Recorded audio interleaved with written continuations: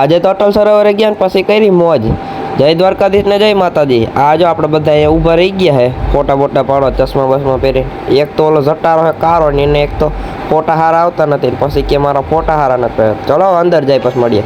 Finally આપણે અંદર entry લઈ લીધી અને આ બધા જો કરી દીધું રમવાનું ચાલુ। નાની નાની બાકા ચીકી બોલા તો ચલો કન્ટિન્યુ।